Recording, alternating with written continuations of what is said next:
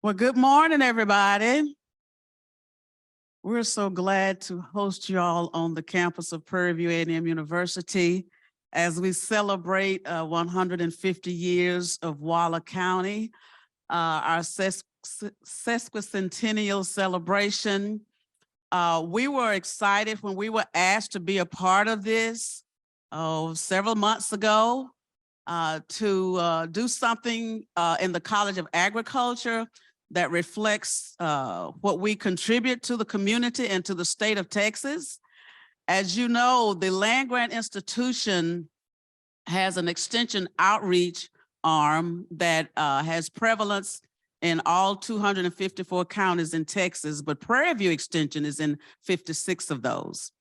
And we also have an amazing research component that is part of the land grant institution that makes sure that our programs are relevant in addressing needs of families, farmers, producers, and the community. So we have a great program outlined for you today, as I'm sure some of you are already excited about the booths outside. But we wanted to let you know what we are about, what we do, what goes on over at the Cardin Wall Extension building. We have a lot of questions all the time. What do they do in that building? And we're just one part. We have the Cooperative Agriculture Research Center on campus as well. So for this morning, we're going to start out sharing some brief presentations on what we offer in extension and research, let you know some of the amazing things that's going on our farm, our medicinal plants. Then you'll get to sample some of our recipes that we've done with some of the medicinal foods and some other unique recipes that we have. I'm sure you have heard about the cauliflower mashed potatoes. They are absolutely wonderful, but if you don't know how to prepare them, you probably won't like them. But we prepare them to where when you eat them, you cannot tell it is not mashed potatoes. So we have lots of great giveaways. We have seeds, we have plants, but we need you to listen to us first, and then we will go out. We won't hold you long, and you can get to browse around and get information from our booths.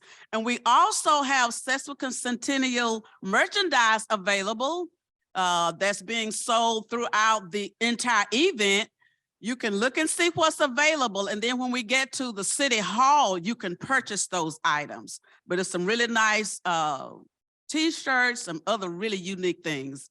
And so we're going to get started. We're going to have a welcome from our dean, and we will continue on. I hope each of you did register and you have a copy of the program, so I don't have to go back and read what happens next. So thank you so much for being here, and we look forward to being collaborators and moving Waller County forward and doing great things together.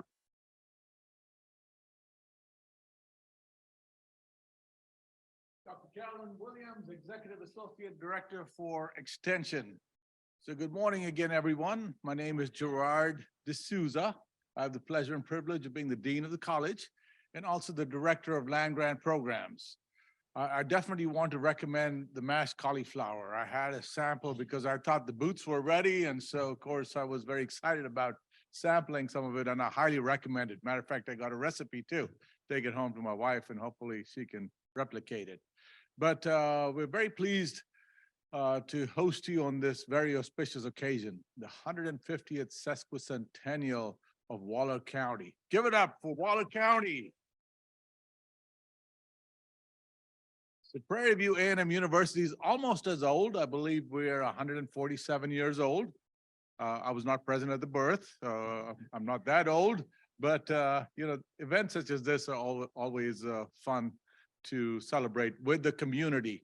And we're part of the Waller County community, the city of Prairie View, and have been for many years and will be for many, many more to come. So we look forward to a very fruitful partnership. Very pleased to host many of you on campus just this past weekend for agricultural field days. So we're back bigger and better than ever after the pandemic, and stronger than ever too as a result of the pandemic. So very pleased to bring you all of the very powerful and impactful programs, particularly centered around food security, nutritional security. Never has food been as important as it is now to our health, to our well-being, our quality of life, and also the quality of the environment. So in the College of Agriculture and Human Sciences, with our tripartite land grant mission that includes academics, but also research and outreach to communities like yourself, we're very pleased to be positioned for great things and for a great future together. So once again, welcome to all of our community members in surrounding Waller County, and very pleased to have you here on campus for a few hours. Thank you again.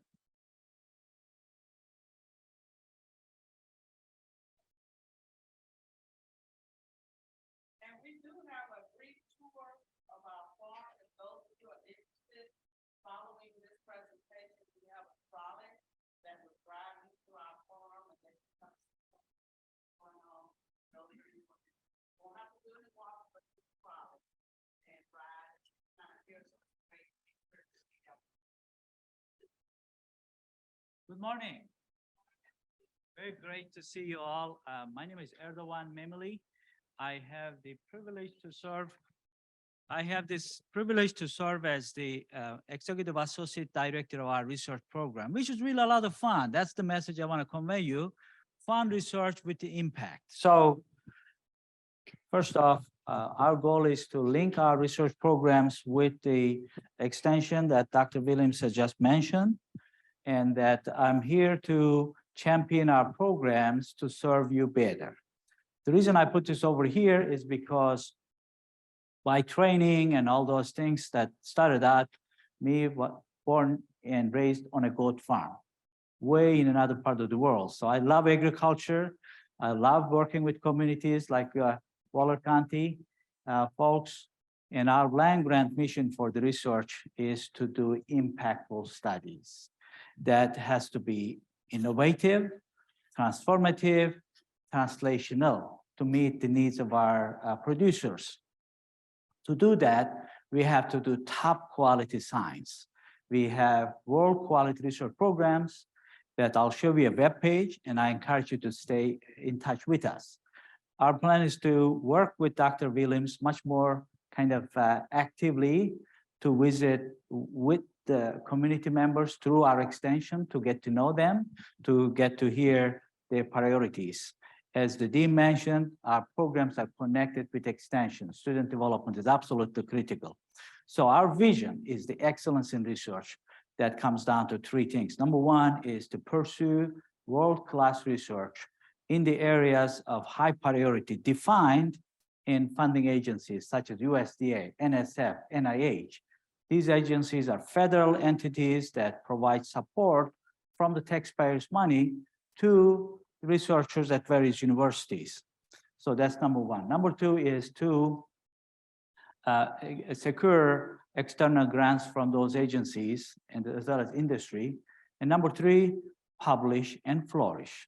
That is, we want to publish the stories that impact the lives. And they are required to present their studies. And here, I would like to show you briefly how our research programs are set up in 5 systems: animal systems, plant systems, natural resource and environmental sciences, social systems and related research, as well as the food systems that all define the agriculture, which sustains life, no questions. And over here, we have the ability, facility, the capability, equipment, everything to achieve excellence in research. Our researchers are put at the high standards to achieve those goals. That's what defines the United States as being the forefront in science and engineering and technology. And CARC community is here to serve Waller County. As I get to know Waller County, in my former life, I spent some time in Mississippi, where I just started here a little bit over a year ago. As I get to know the Waller County and the programs we have, it's really, really exciting because we have everything. We just need to connect the dots together to work together. So ladies and gentlemen, this is a snapshot of our research programs. That information is available on the web, easily accessible, easily readable, and that each of these areas have list of programs, list of researchers. We have some scientists that you can reach out to, connect with, and get to explore things. They address critical areas of needs. we always remember our first priority is the student success. Through experiential learning in the research laboratories, we developed a future workforce that is very critical for our country, as well as, of course, Waller County. We have a big farm here. Hopefully you'll get a chance to see that has been serving as the hub for these 3 mission areas. And that is just growing. We have the poultry science program starting up. We have a one-of-a-kind meat lab. In fact, we have the one-of-a-kind in the world, the Goat Center, International Goat Research Center, just to name a few. We have herd of cattle as well, in addition to goats. We have pastures and the lands for meeting the needs of our communities, the producers. We have space for extension, for academics, as well as for research. So just to wrap up, we are here to serve the needs of the Waller County communities. I welcome any interactions and the visits. Hopefully we'll get the chance to work more actively with the extension to meet and get to know the community. Thank you all.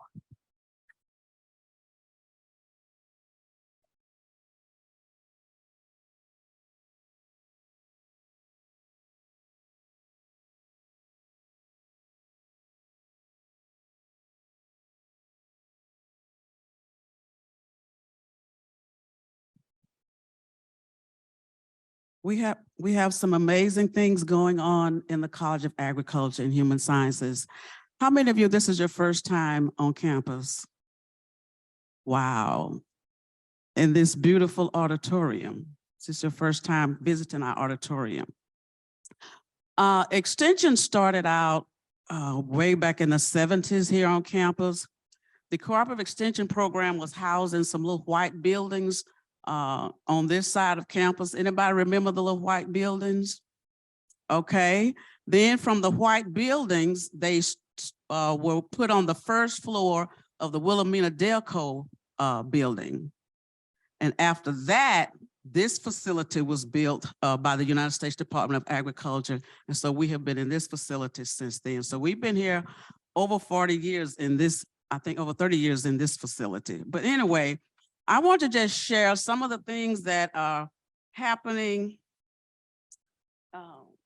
in the cooperative extension program. Look at this one, it's still looking up. As you know, Prairie View does produce productive people. And what makes us so unique is the people, the partnerships, and the communities. We have amazing staff that are called extension agents in 56 counties that are making some amazing impacts through agriculture, family and community health, 4-H youth development, and community and economic development. And I'll share some of the things that are going on. This is just a snippet. This is nowhere near what we do in extension. We have some of the best specialists that support our extension agents. We have program leaders that provide leadership to the specialists and the entire county agent staff. So in our 4-H and youth development program, if you don't have your grandchildren, your nieces, your neighbors in 4-H, shame on you. You need to become a 4-H'er. That's how I was introduced to extension. I have another 4-H'er right here. I was introduced to extension in Anderson County, Texas, Palestine, by my extension agent, and I have been on this extension journey since I graduated from Prairie View in 1977. Yes, your job makes you look good. So you see some of the things. We have an amazing Heroes for Health project that is going on in several counties where teen ambassadors train other youth on the value of nutrition and physical fitness. The partnerships are amazing. We reach over 1,000 youth, and that's just the recent numbers. I know it's more than that. Each year we continue to train health teen ambassadors to take the message out, because who's better at reaching their own peers than them? And we recently hosted a delegation from the Republic of Georgia because of our amazing 4-H program. They want to replicate it there. And so we will be helping them do that. You probably saw an exhibit outside about the text changers. This is sponsored by Verizon, Microsoft, Land O'Lakes, and Tractor Supply. Again, helping young people get in the community to provide technological experience and training to adults who may not think that technology is friendly to them. So this amazing young people, again, They are so excited about doing this, and the goal that was presented as deliverables was like 250 people. That's what they wanted all these extension staff to do. Well, of course, in Texas, you know, we do everything big. We reached over 3,000. And so Verizon is coming to see, how did y'all do that? What did y'all have to happen to make that much of an impact in such a short time? It's because our volunteers that work with Extension through 4-H are so amazingly trained that they are always willing to help us push our programs to the limit. And you can ask questions when you get to the booths. In our agriculture and natural resources unit, we just had our field day. This was very successful.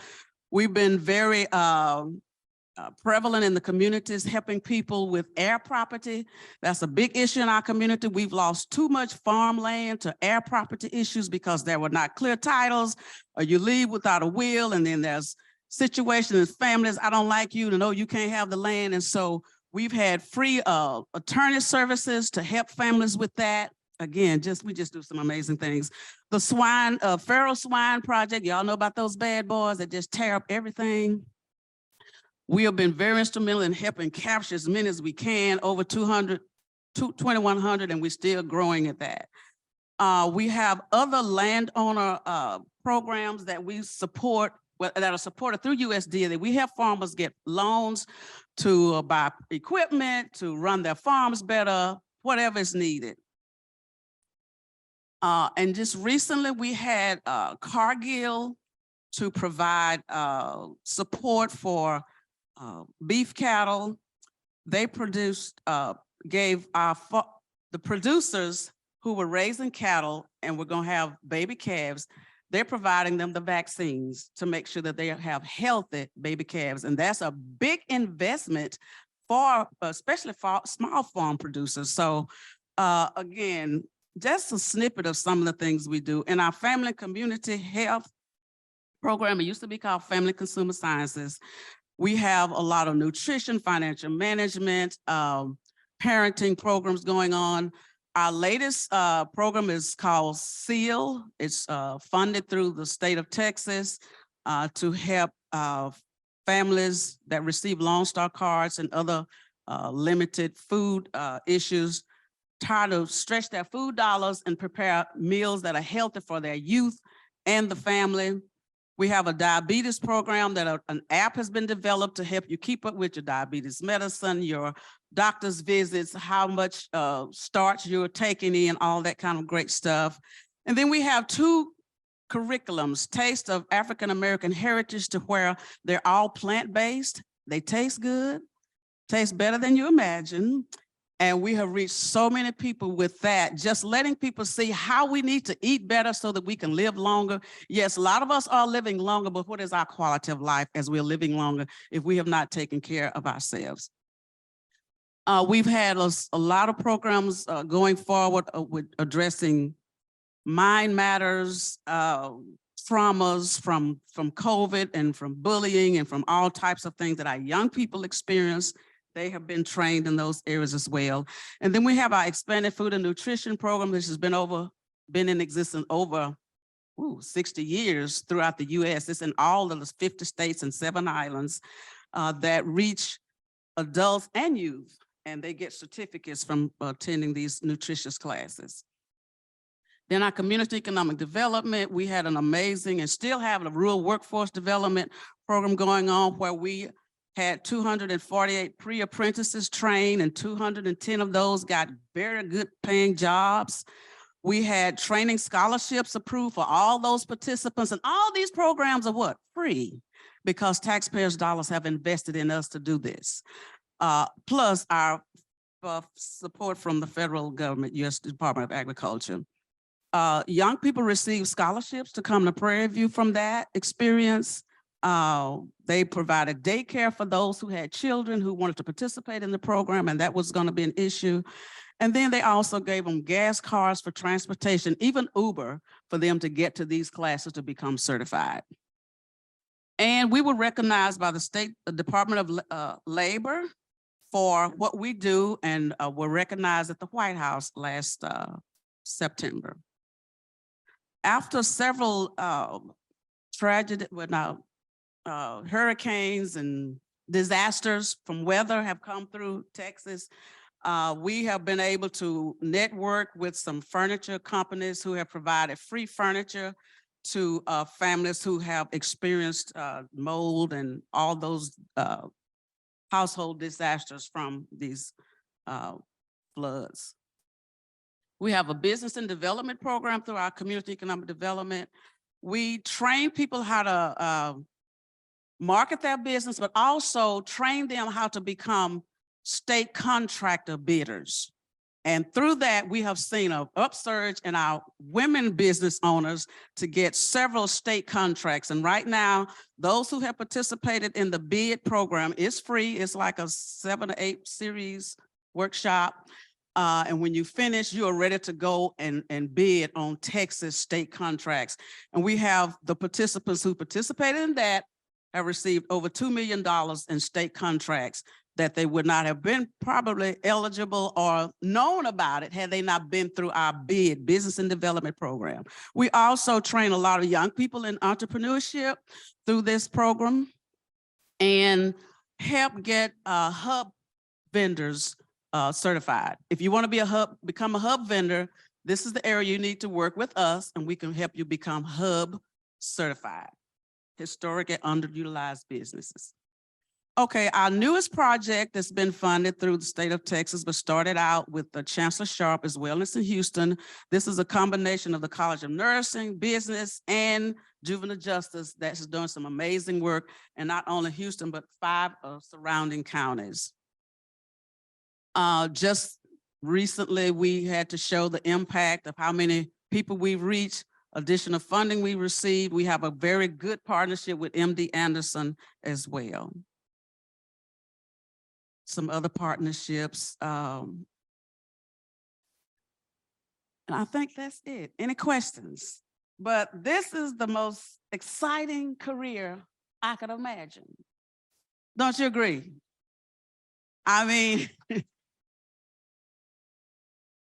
and Dr. Runa can come on up while I'm still talking, but that's why I've been in this career over 40 years.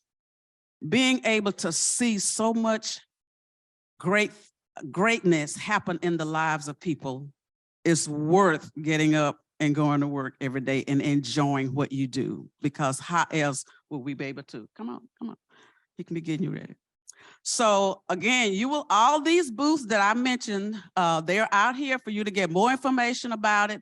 And please, I hope you signed up so that we can keep you all informed of what we're doing. If you register, we can get that information and keep you informed of what is going on, because this is a community program. Extension is for everybody. And so we want you to take advantage of it. You might be got that. Yeah, okay. Thanks.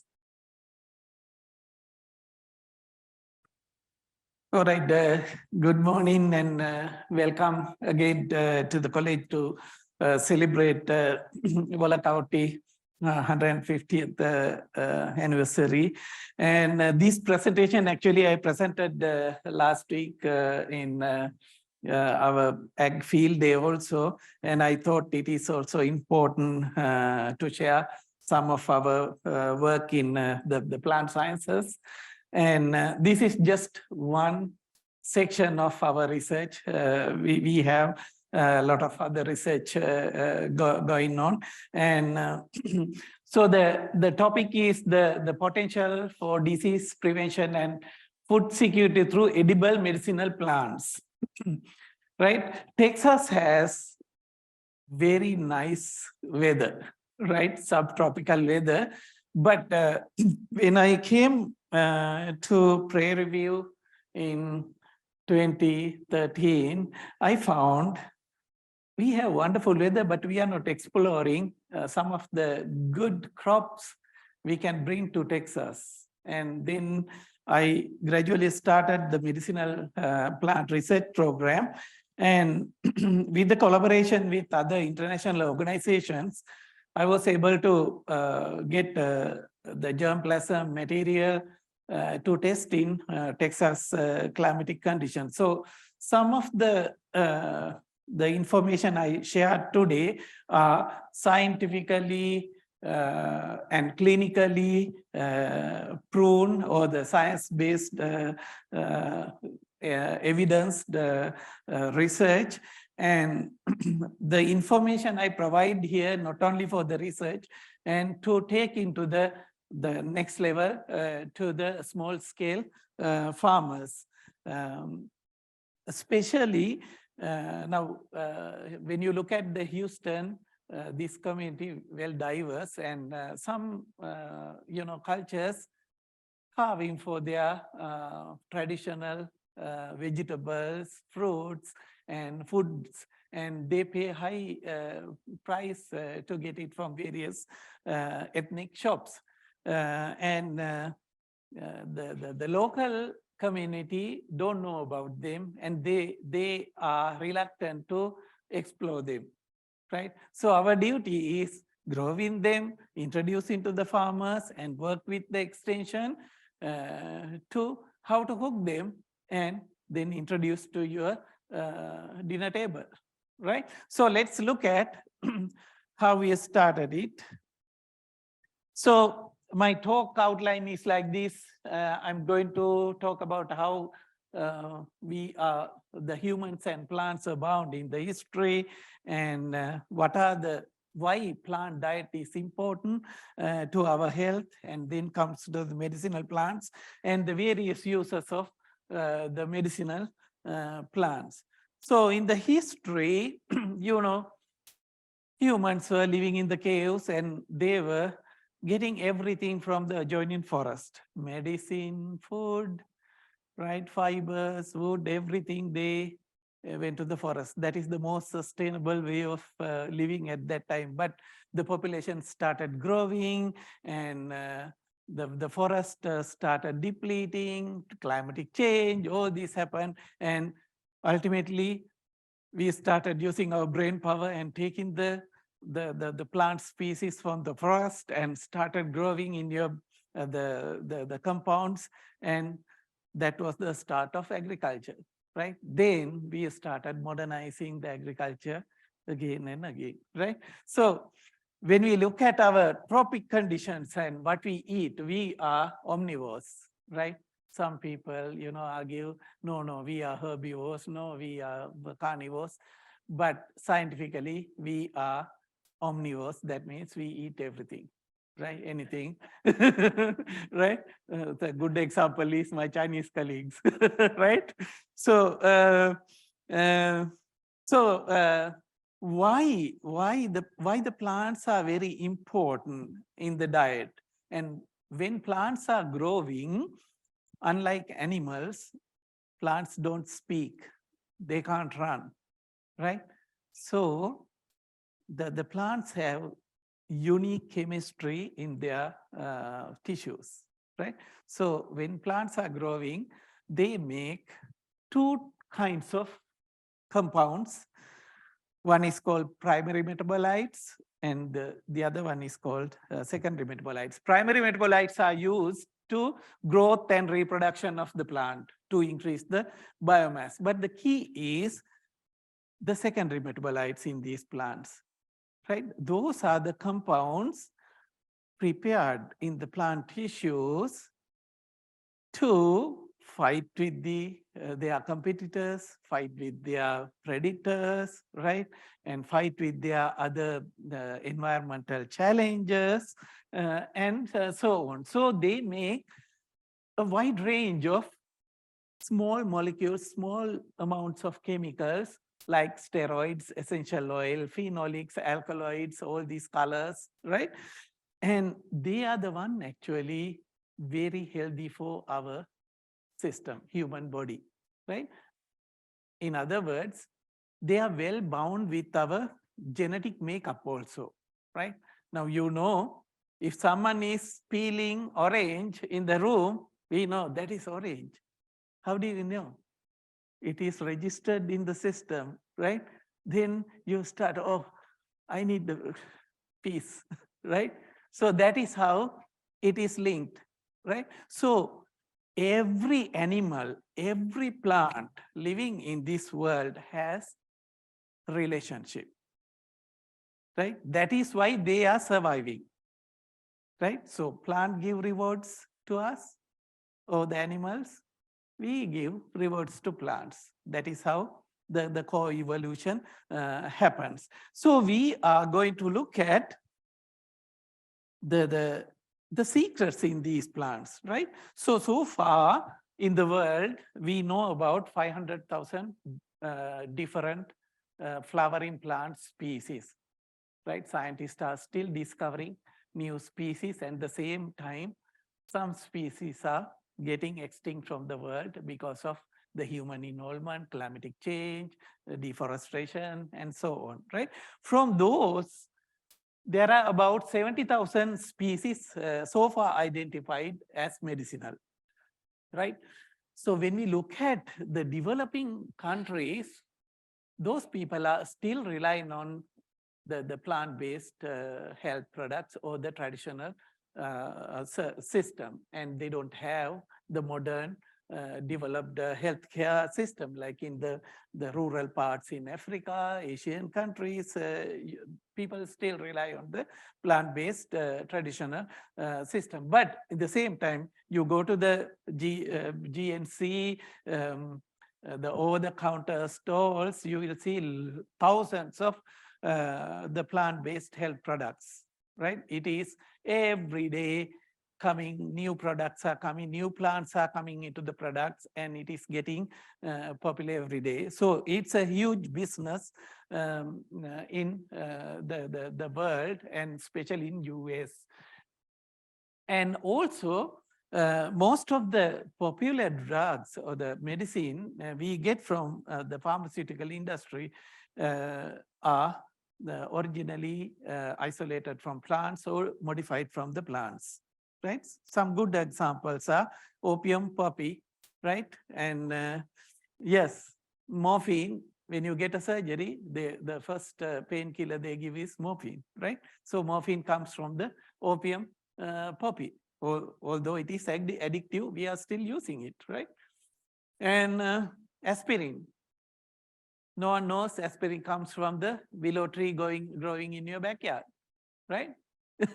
Yes, aspirin is acetyl salicylic acid coming from the bark of the willow tree. That is how they first discovered the active ingredient, and now it came to the mainstream, the product.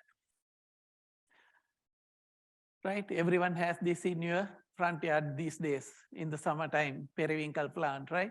You pay $3 per plant and plant it there, different colors, beautiful. And did you think that it gives the best childhood leukemia controlling drug, vincristine and vinblastin, right? Now see the marvel of these plants, right? And those who have gone through the breast cancer chemotherapy, you may have taken this drug, camptothecin, coming from Chinese plant called Camptotheca acuminata, right? So like that, there are thousands of plant species got into the modern medicine, and we are still discovering more and more new compounds from the plant because the technology is advancing. The machines I used in my undergraduate level are now not using. We have, when you go to the core lab, you will see state-of-the-art machines. We used to investigate the fine molecules in very little quantities in the plant that can isolate and use in the research and also lead into the drug development like this, right? So you see the value, the chemical value in the plants. Now let's look at the grocery stores here and the other parts of the world. The right side is the typical US grocery store, and this is one I took from Thailand, right? Now, this one, you see the bottom shelf has, cabbage, collard green, whatever, the greens, right? You see, they all belongs to the same plant family, right? So the diversity we eat, the plant in US is very, very low. Look at the diversity here, colors, shapes, right? But you don't know, most of these we can grow here in Texas, right? So this is the part we are exploring now. So now I'm going to share some of the examples and what we have worked with the extension staff to develop the recipes on these, and also we finalized the recipe book also to introduce. And some of the farmers started growing these vegetables in Texas, and they started making good money, right?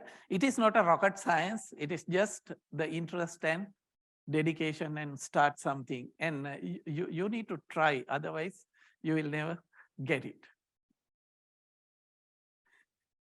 Right, so this research actually mainly focused on the underutilized plant species. Now, you know, we are facing this climatic change and the plants don't flower in the right season. And if it is flowered, the plants will get frozen, unexpected, the chilling weathers. So basically this climatic change can reduce the food production, right? But we need to make sure that we will have something to eat when the catastrophes happen like this. So we are looking at, not only we, the whole world is now moving towards exploring what are the alternative feed we can get and exploring the good, nutritious food. So this is the part of research. And I want to highlight some of the good stuff in American dinner table, but you don't eat it in the right way, right? You like artichoke, but you go to the Costco and buy the canned or the bottled artichoke and put it in your salad or dip, right? Will it work? That is the question, right? That is the question. So I just want to show you. Now, the cyanurine in artichoke is degenerate when you are boiling, right? So the best thing is to get the fresh one and heat a little in your grill and eat fresh, right? It's a lot of work though, right? But it is worth, right?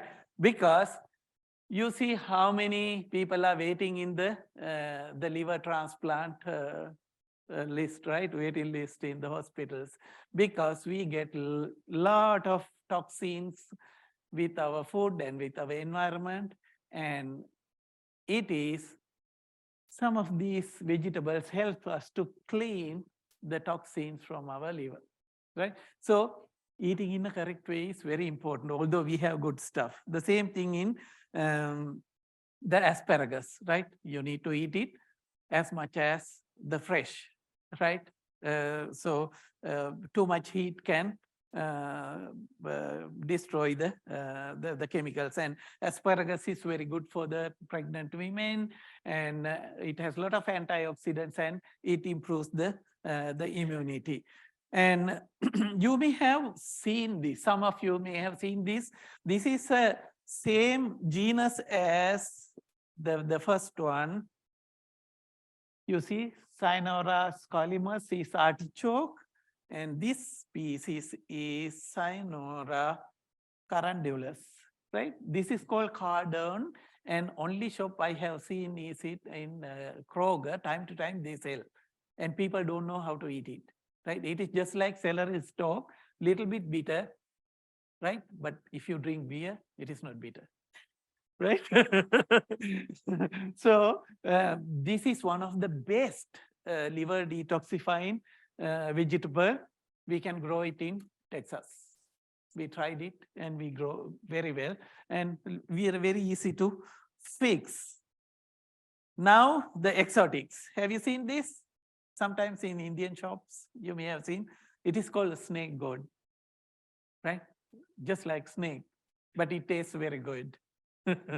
Right? And so this belongs to the cucumber family, and it has a lot of anti-cancer activity, especially in the seeds. So you have to harvest them in young, and it has the cylinder has a hollow, so you can stuff with whatever you like, ground meat, vegetables, and grill it. You can eat it. And this picture actually I took when I was in Mississippi. We introduced this crop to them also, and they loved it. And people are now growing it.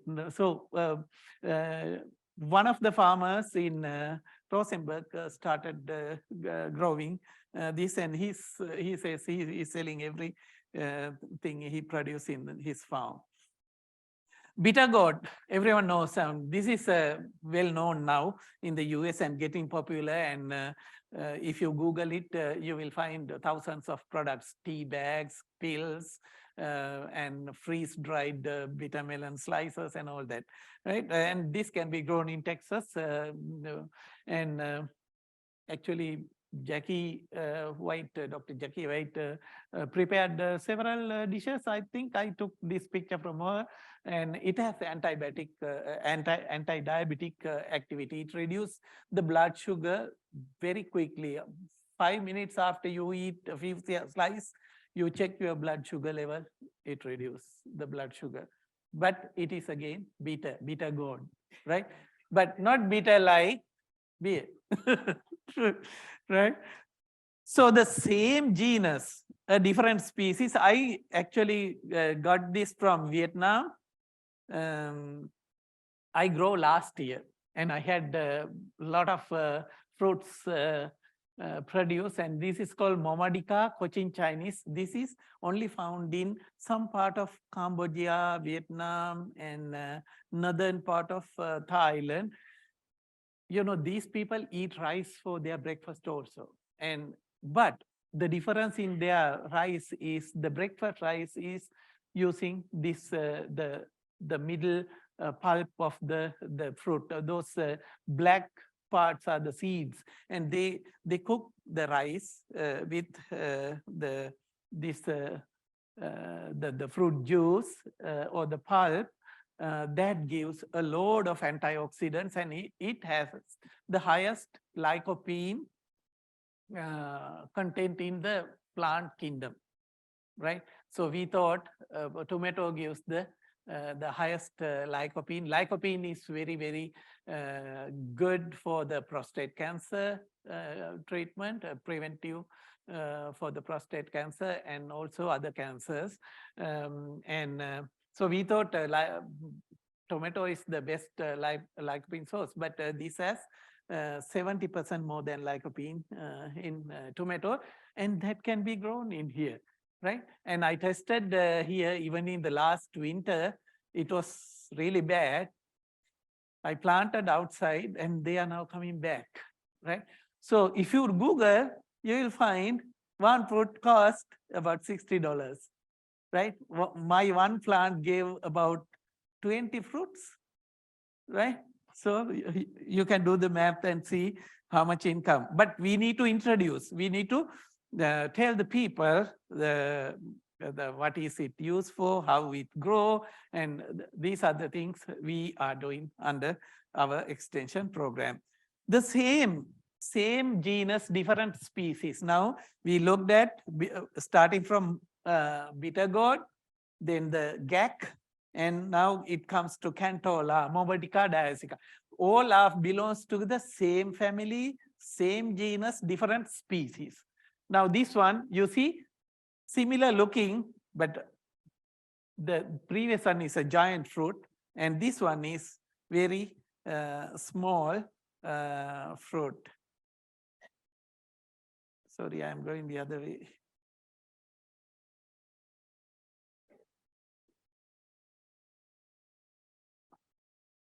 I don't know how it ended up like that.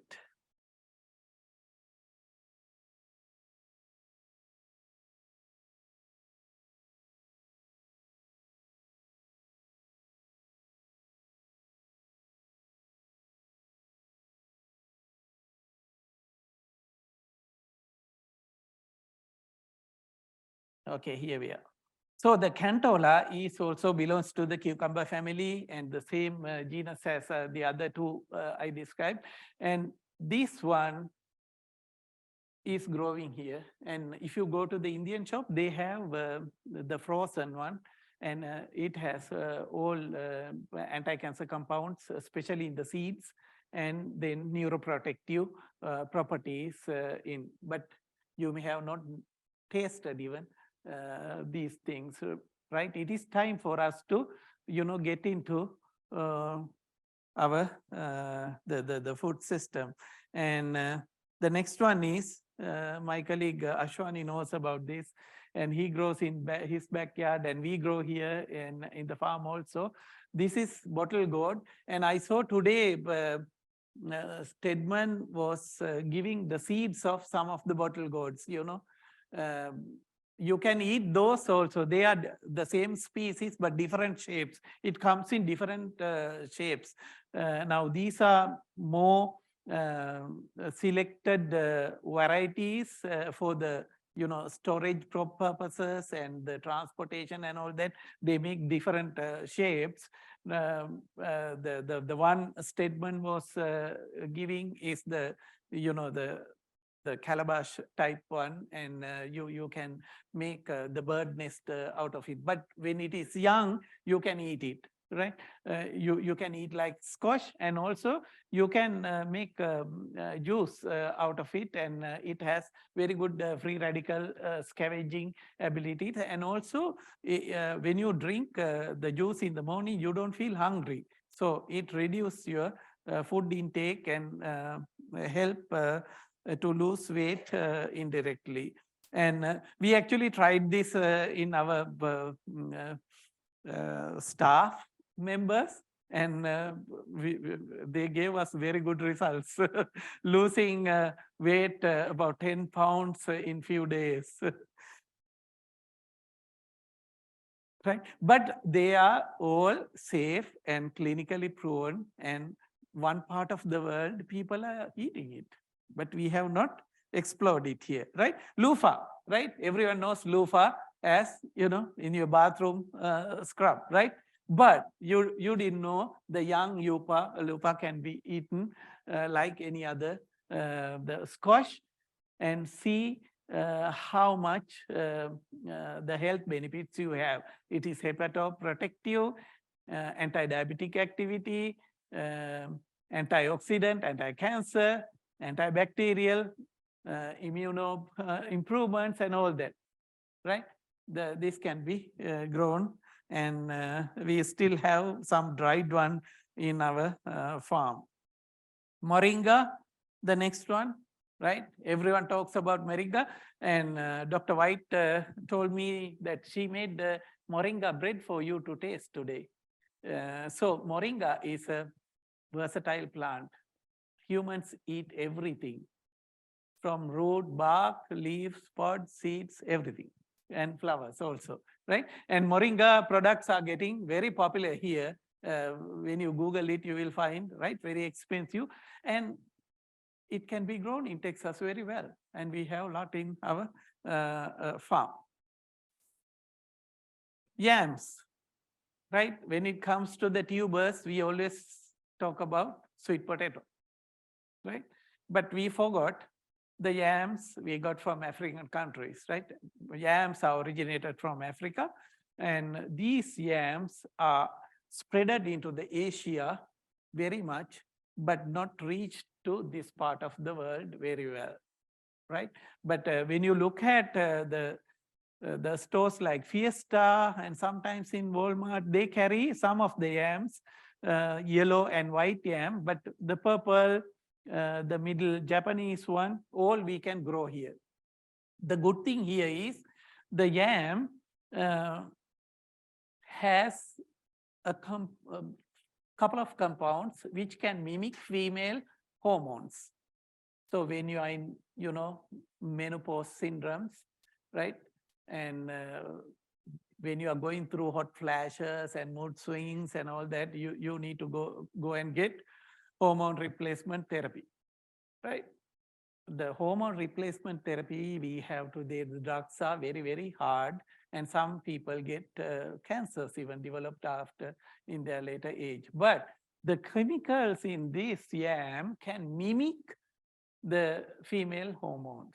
So when you eat it, the compounds sends the brain a signal saying that, oh, you have this, and then you will stop your hot flashes and mood swings, and even the skin, wrinkling and all that. You Google it, you will find wild yam cream, lotions, very expensive, $75 small the container, right? So last year we grow about 4 different types of yam and got very good yield. And now we are going to introduce them to the farmers.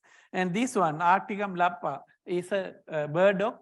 It's a weed in northern part of US, but no one cares about it, right? But when you go to the stores like H Mart, you will see long roots bundled and sell for about $10 per pound, right?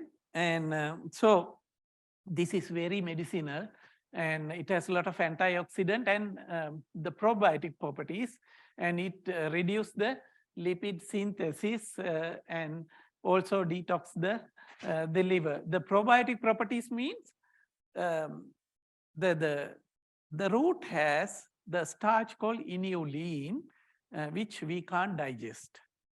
But when we eat it, it is digested by our gut flora, microbes. So that means you give food to the microbes in your gut.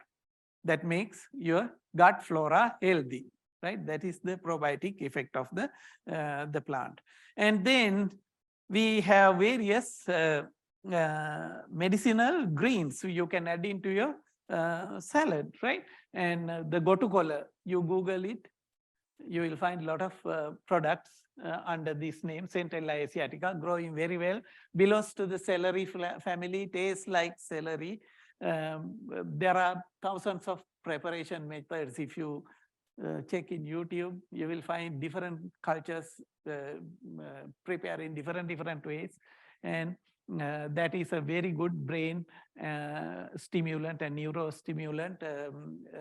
And the areas they eat this vegetable doesn't have Alzheimer's cases in those cultures, right? So it is worth to explore those. And the spinach, the spinach we eat here belongs to a group called Chenopodium, and that whole group has something called,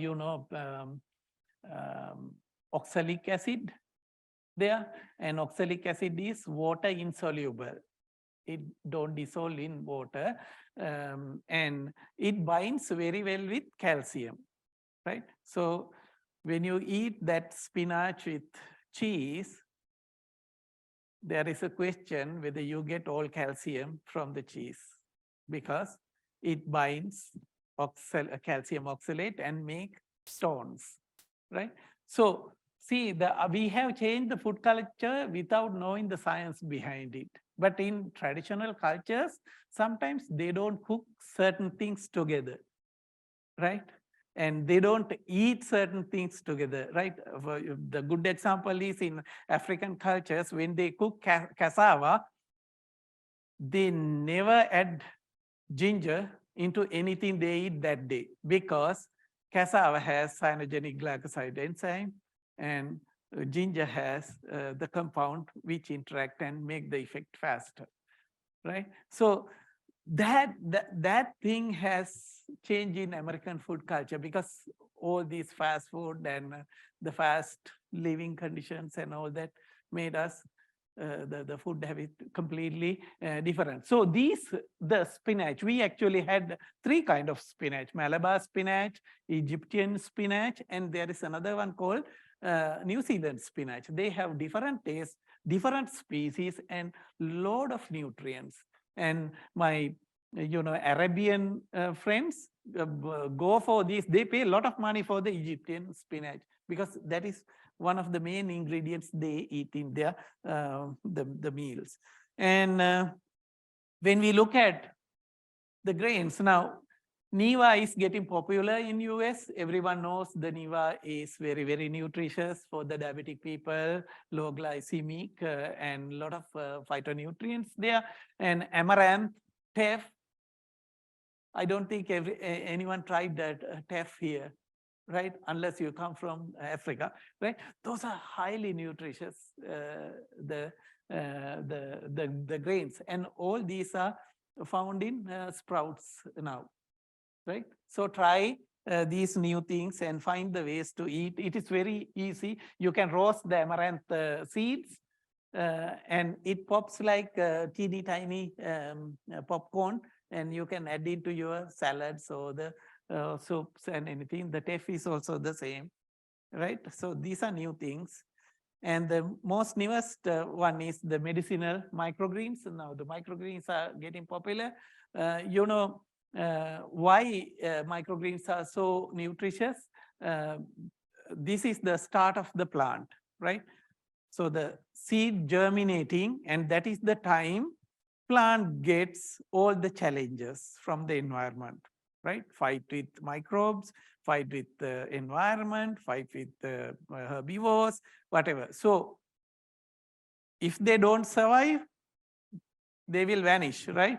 So they make more chemicals to ward off all these the competitors, right? So when you look at the phytonutrient contents in the mature plants versus microgreens, microgreens has sometimes about 40 times higher nutrients, right? But you see, you don't need to eat lot of microgreens. That is why when you go to the top end restaurants, they just sprinkle little microgreens on your plate. That is good enough, just like you eat 1 pound of kale or something, right? So in that way, it will help your body organs to work smoothly, right? When you eat bulk, it needs to work hard, right? It needs to digest it, and it needs to work hard. But when you get older, you know, when you eat more plant-based the diet, you get bloating because of the fiber content there. But when you eat the younger ones, you don't get that much of fiber, and it helps you to get the best out of it easily, right? So microgreens are getting popular, and Dr. Peter Ampim, my colleague, and he worked on using different light wavelengths to increase the nutrient contents. So the light wavelength means you are stressing the plant in different ways, right? So you are not giving the usual light spectrum. We can turn it to blue, red, and or flickering. That makes the plant, you know, very disturbed. So plants started responding to that, and we got really good results, increasing the nutrient quality. So this is something new developing towards the space agriculture also in the future, because you don't need much space, you don't need to eat a lot, right? You can make it very quickly. Within a week, you can harvest a crop. And we studied the various medicinal plant microgreens, including cannabis, hemp, and it has very good flavonoids in it, and fenugreek, cilantro. Cilantro we eat a lot, but when it comes to the microgreen cilantro, high in very nutrient. So you see the flavor, right? In the mature green, you have very, very narrow flavor range, whereas in microgreens, you have very wide flavor range. So adding the flavor to the dish also possible.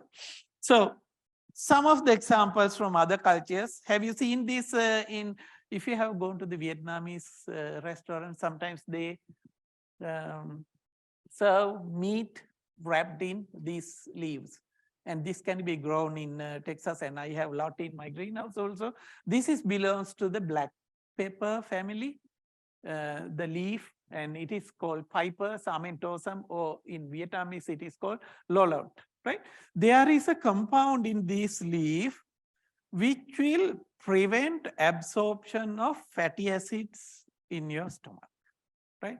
So how, at that time, I'm pretty sure they didn't know the science behind it, but they cook the leaves with meat. You know how much pork Vietnamese people eat, right? May David may have, yeah, he has gone to Vietnam and tried this last year.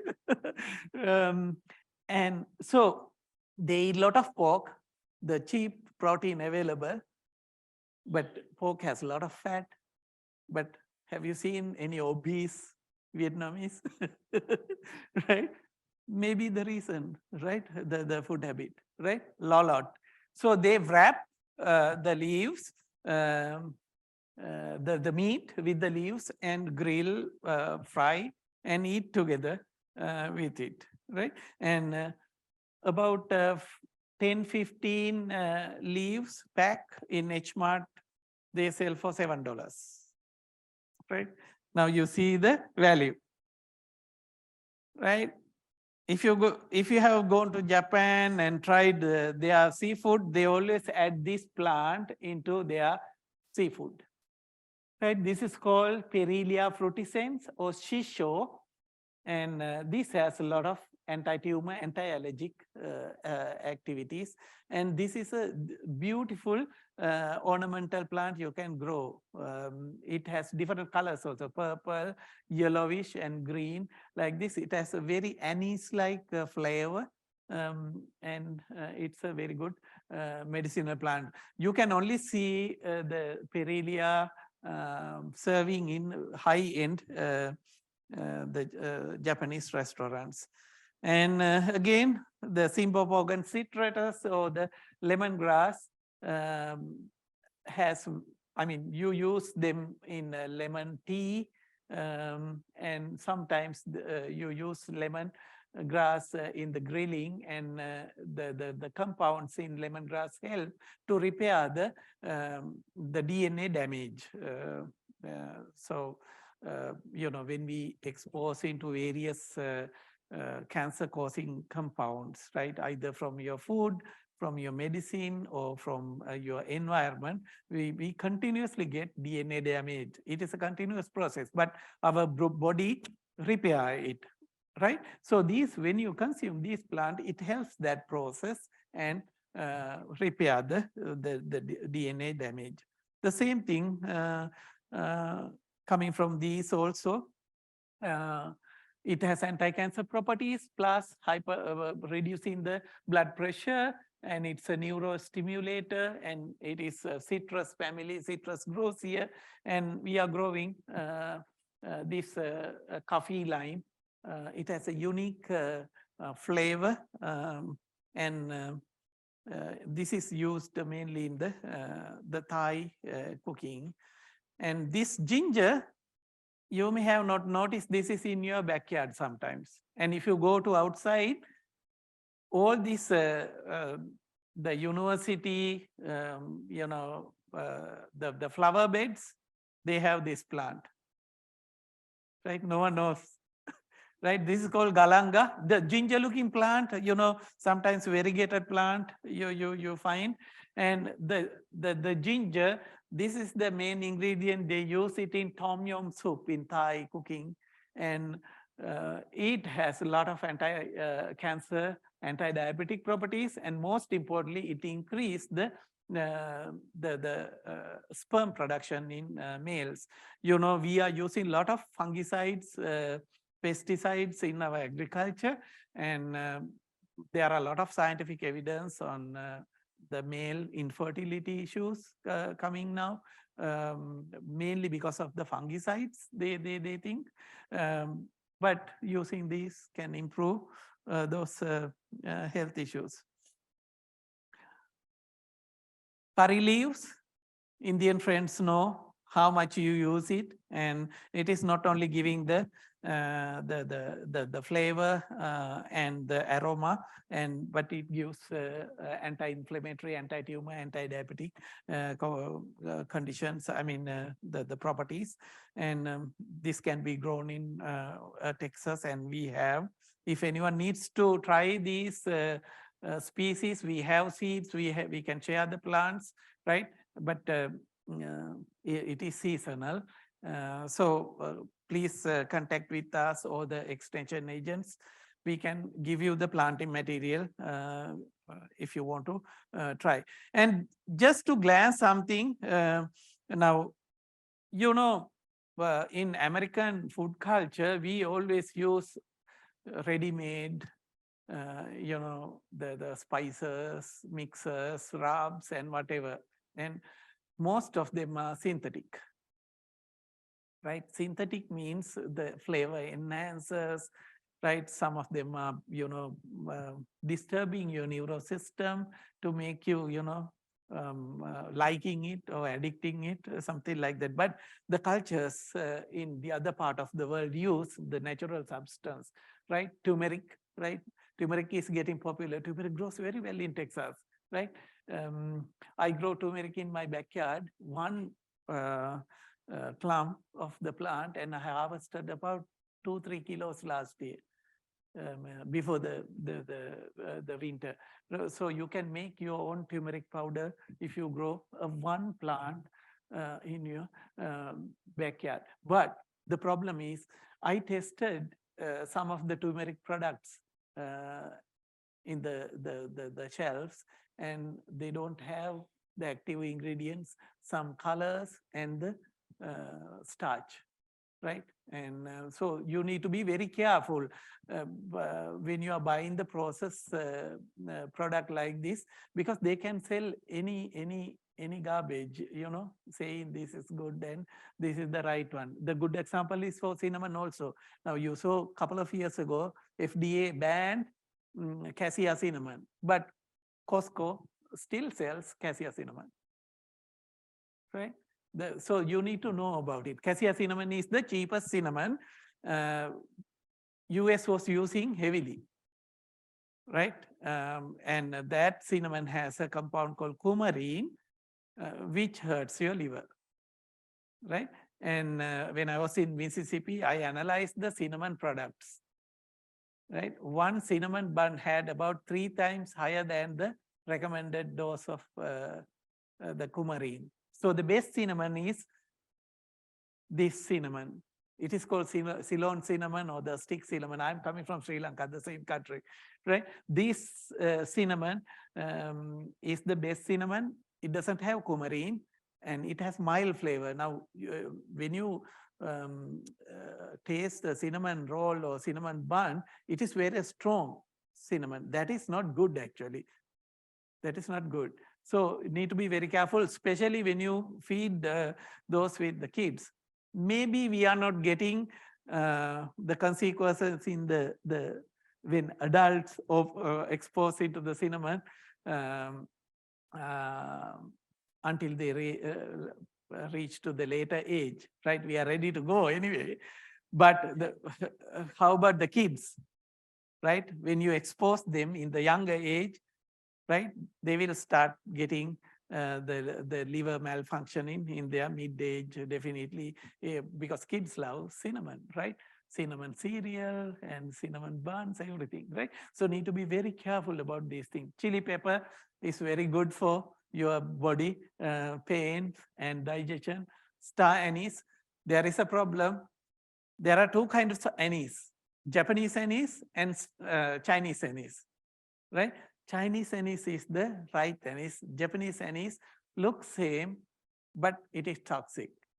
So what they do is they mix it and sell it here. Right? Yes, yes. So that is scary. There is no right regulation in this country for these products, especially when it comes from the other parts of the world, right? Right? Now imagine if someone can sell powdered cinnamon, the bad cinnamon, and say it is Ceylon cinnamon when it is powdered, right? You don't see the the morphology of the real cinnamon species, right? So some examples to aware, right? Some more good stuff to use it in your food. You may have seen this in the shops, but you have never used, but you need to try them, right? Cardamoms, cloves, fenugreek.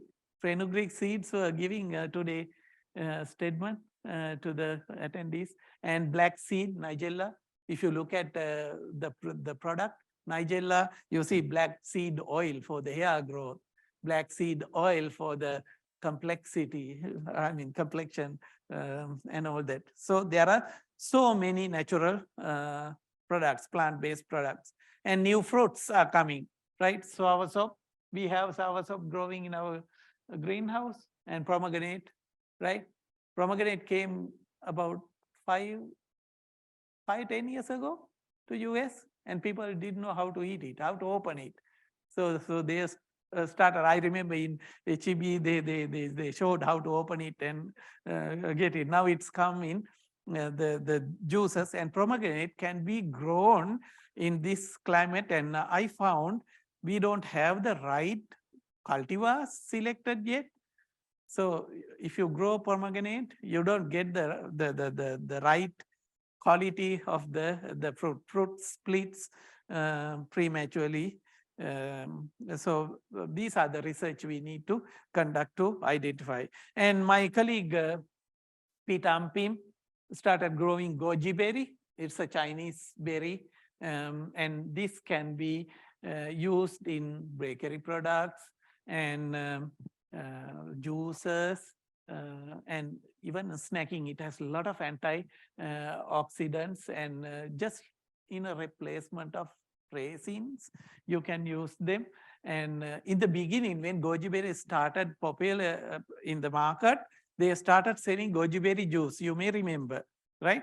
We analyzed them, and it didn't have any goji berry but the tomato juice. Right? You pay a lot, but you get the wrong stuff, right?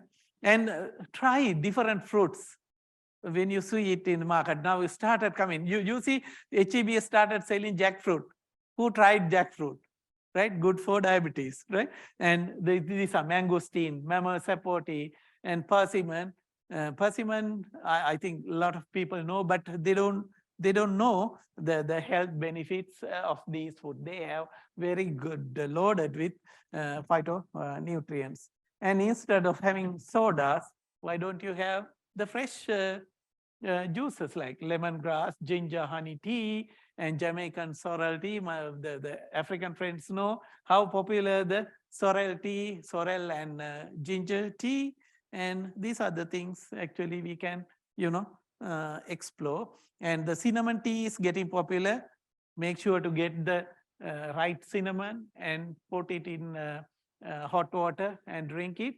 And this Gymnema tea is now a new product. If you Google, even in Amazon, they sell now Gymnema tea. Gymnema sylvestre is the plant growing in Asian countries. And the funny thing in this plant is when you drink this tea, you don't feel eating any sugary stuff for a few days, right? So if someone is carving for sugar, this is the very good one to try. And it grows in my country. I'm trying to get some germplasm to here. I'm pretty sure we can grow it here, because I have seen it in colder part of the Thailand also growing. So we probably can grow it here. But if you see it, this is a very good try. If you are, eating too much sugary stuff, so that immediately withdraw from the system. And the water, when you go to the water section, you see alkaline water, vitamin water, and all these things, right? Alkaline water, why they sell alkaline water? To make your body fluid more basic, because the acidic material you eat more, the acidic environment supports the cancer growth. So the alkaline is the the best. But when you eat acidic food, lot of pickle and processed things and alkaline water, it doesn't work, right? So uh, you can make your own good water if you have your own turmeric plant. Get some slices and put it in warm water, and that will give you a good vitamin water at home, right? Fenugreek water, soak the water overnight um, and drink the water in the morning. I mean, soak the seeds overnight in a cup of water and drink it in the morning. That will reduce your cholesterol level and the hypertension and all that, right? So these are few things just to give you some information. And now you see the plant-based milk is getting popular in the grocery stores. There is a separate aisle for plant-based product because recent research shows the cow milk, some of the sugars in the cow milk improves the cancer cell growth and supporting cancer cell. And again, as I always say, humans are the only species drinking milk from birth to death, right? and that is cow milk, right? So, and are we drinking the right cow milk? No, right? There are a lot of growth hormones, right? Antibiotics, everything is there, but it is a big business, right? They know the things, the science will come forward and educate the people, and they will start withdrawing. Now, the new things are coming to the industry. Plant-based milk, it is good. Plant-based milk is good. A lot of calcium and no hormones, rich in bioactive compounds, and industrial hemp seed also we are now investigating. It has about 30% of protein and a lot of omega-3, 6 fatty acids. And you may have seen hemp milk is in some grocery stores, and it is coming. So the milk culture is changing. And we recently started working on cannabis, the industrial hemp. And again, I need to, people jump into start, using cannabis products. And couple of months ago, FDA issued the warning because now you see there is no standard for the product quality, safety, and efficacy on the over-the-counter products. See the price level, prices ranges from 10 to 200. And this is the clinical grade CBD product. Epidiolex is the only one available so far. We need a lot of research on this particular plant species. We know the CBD works, but we still don't know the correct dose for your genetic makeup. So that is called personalized medication or the pharmacogenomics, right? Data we need. So we are conducting a lot of research on first characterizing the cannabis species we have here.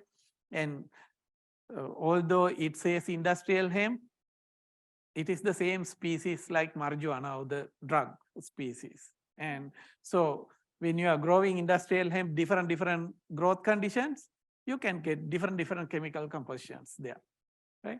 So we are trying to identify the complexity in the whole genotypes, and then identify the best performing genotypes for the Texas for different end usage like fiber, cannabinoids, or the seed grain production. So this research is going on, but it is very complex. We are looking at the chemistry, genetics, and the botanical characters, and a lot of students are involved in research area. So I'll stop from here. It took a lot of time, and you will have time to visit our collections. And if anyone want to taste the plants and smell the cannabis, you're mostly welcome to join with us. And I am happy to answer any questions if you have. Thank you, Dr. Williams. Dr. Runa, you mentioned it, and I think it would be nice for, especially so many ladies here, for you to mention the collaboration between the College of Agriculture, Prairie A&M University, the city, and Vietnam with the orchid growing project. Since our Economic Development Corporation for the city helped with this. Yes, actually, we started, discussing with a Vietnamese company to come and start growing orchids in Texas. And we found Texas has the best climatic conditions for the flowering of orchid species. And the company visited Prairie View, and Mayor visited Vietnam also. Because of the COVID, the process was slowed down, and now we are ready to move forward, and we are working with the city to get it back and developing it. It is not only for the economy, but development of the economy in the city, but for the college, we can start new floriculture program. And Houston, we have the very good the business hub where we can export orchids to the Europe market, because Europe doesn't have any orchid. It's a luxury for them. So we are exploring, and they did a very good business survey. Also, they found they can make about 50% profit out of the business here. So what they are planning is to make the plants in Vietnam in small tissue culture level and bring it here and raise them here, bloom, and then export as cut orchid or the plant. You see some orchids sell in the HEBs, how much one plant cost, $29, $30. I mean, Mayor has seen how good their plants, and in one spike they have over 30 flowers, and the flower remains for about 5 months without wilting. So that project is going on. Yeah. Hello, my name is Eddie White. I'm project manager for the city of Prairie View. About 3 months ago, my colleagues already know I took a holistic approach with my A1C being high, my blood sugar, my cholesterol being high. So majority of the products you presented, I take every day. So I'm very interested in getting a copy of your slide. Also, I'd like to work with you for the city in an initiative to help the community. So I'd like to partner with you on that. Yeah, thank if you, thank possible. you. Yes, we need those collaborations. We are looking forward. And if you need fresh plant material, you can come try them.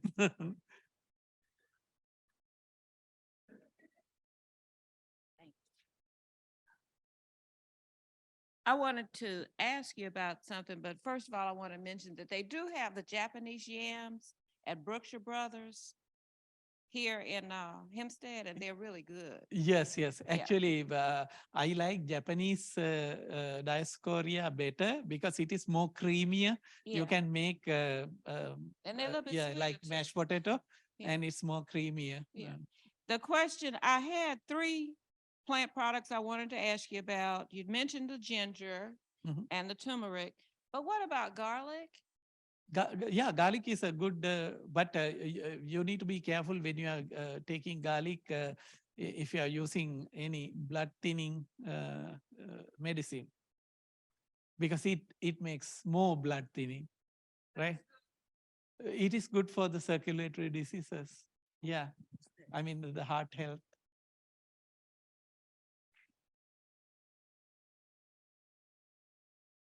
Good morning. Hi. I've tried planting several pomegranate Mhm. trees, and each time they may have fallen. I don't know if it's the soil or is it the humidity here in Texas or what. Yeah, But as I grew up, my neighbor used to have several pomegranate trees, and so I always loved pomegranate. And when for Mother's Day and different holidays, I would tell everyone to buy me a pomegranate tree. Each time it's planted, it always fails. I mean, it doesn't exist. So tell me what do I need to do? I think actually the same question Dr. Memali, who came here, asked me, right? Why we don't grow pomegranate here, right? People grow pomegranate just like trees, beautiful flowers, but not for the fruits. I think I grew myself in my backyard and I killed the plant last winter and it is coming back though. But I tried myself to make the bigger fruits and not to split open in the middle of the life cycle. It was really hard, but what I feel is that we need to do more research to find the right varieties for the Texas soil and the climate. And this the soil is high in calcium also. Our water has a lot of calcium. Calcium also make the, the fruit split open, and the humidity makes the fungal growth. And I had one variety, purple wonder. It gives some good results, but it needs further improvements. I think we are just, bringing the pomegranate cultivars, they grow in the California. But we might, it might work if we bring someone from, the Turkey, Afghanistan, and all these countries might work here than the other one. Yeah. Yeah, need more research, to that.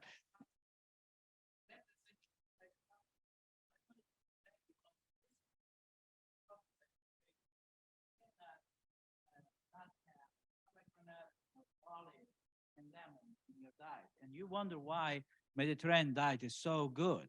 So I encourage you to keep in touch with us. We have a large farm, and Dr. Aruna Verasuri has a program. This is a project to explore, just like he mentioned, so we could partner to get the best pomegranates that our communities need. So very good point here. Thank you. Hi, I have bought the goju berries, and when I ate them, they brought my hot flashes out. So I want to know why. Hot flashes out? Yes. That is a good, I mean, our scientists can work no on more than him. something, might be, because Leave it 'em has, alone. you Get know, some yams. I know it has some saponins. Saponins, that group of chemicals can mimic your hormones, some hormones, maybe your genetics, right? Thank you for that clue. We can look for it. Get the yams. And my chemistry colleagues are here. They will look at it. Goji berry. Yeah. Do we have- Using hot flashes? One other question, and then we're gonna conclude. Anybody else have a question? Okay.